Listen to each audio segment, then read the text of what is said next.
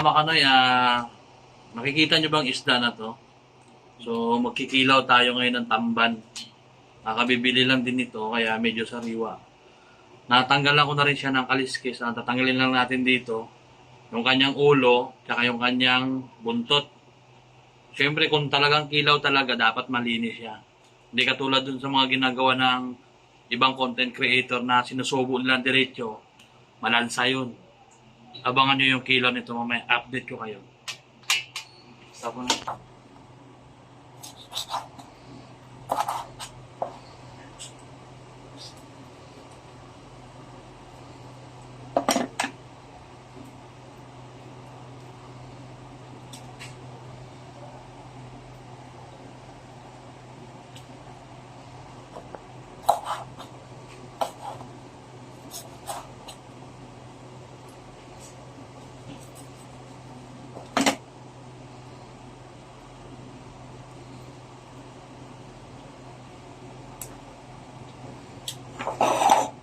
Stop na. So baka na ito na yung update ng ating kilawin, ano? Tingnan mo siya, oh. Nalinis ko na at binabad ko muna siya sa suka. Tapos, dinrain ko siya para mawala yung suka. Tapos sinugasan ko ng tubig. So yung lalagay ko dyan, ito lang. Sili, luya, tsaka sibuyas. Lagyan na natin yan. Simpleng kilaw lang to. Tapos ito yung ating suka. Wala kasi akong kalamansi, kaya suka lang. Yan. Tapos, lalagay lang ako ng asin. Yan. Tapos paminta. Ito po muna. Sabay, lalagay natin paminta. Yan, o. Yan. Saluin ko muna.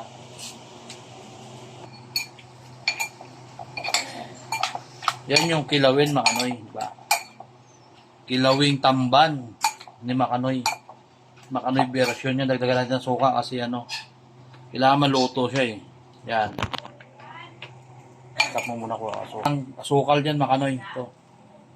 Asukal para medyo may tamis ng konti. Tapos haluin na naman natin yan.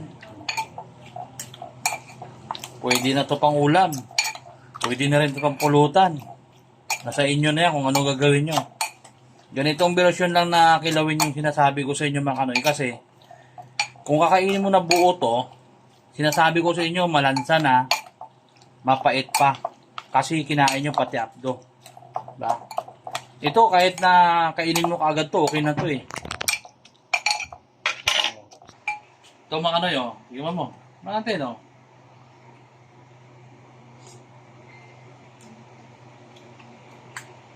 Panalo. Sarap. Tamban.